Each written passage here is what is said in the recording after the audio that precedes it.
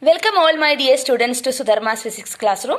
Today I am going to demonstrate series and parallel connection. We have already discussed the advantages of parallel connection and series connections.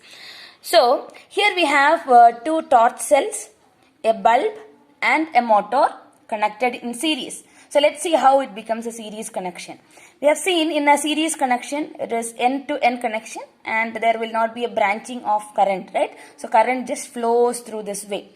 So now the switch is in the off position. I am going to switch it on.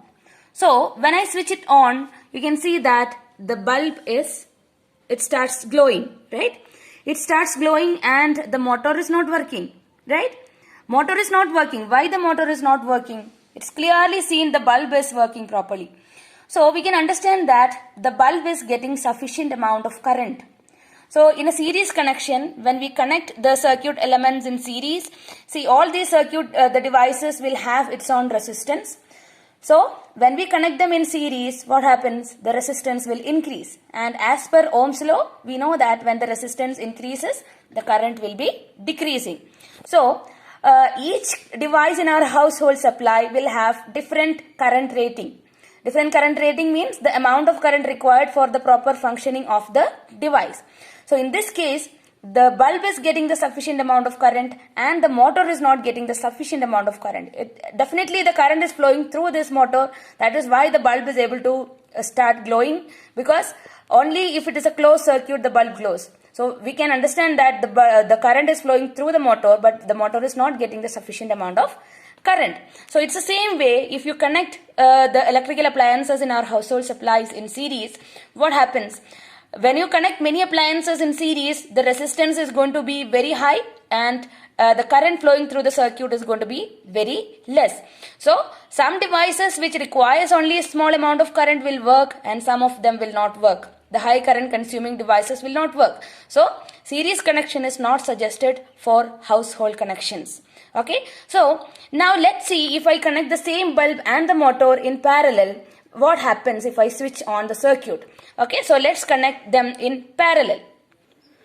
Now I have connected the same bulb and the motor in parallel. So how we can understand it is a parallel connection? So here the battery is there and we have one point, the positive end of the battery is coming to this one end of the motor, and the same point is connected to one end of the bulb.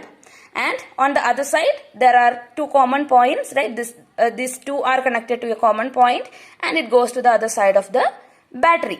Now again this is in the off position. Now the switch is in the off position. I am going to switch on the circuit. So you can see that the bulb and the motor started working simultaneously, right? Let me just switch off and show you. See, this is the position of the motor and I feel you can hear the sound of the motor rotating.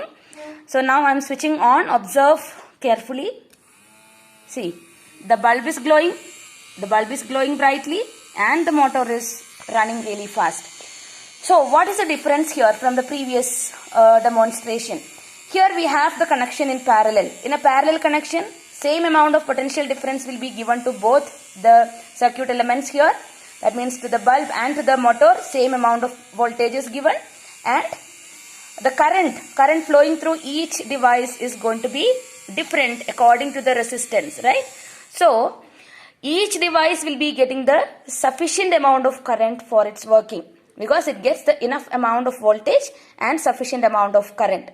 So this kind of connection, that is parallel connection, is preferred in domestic electric wiring or household connections.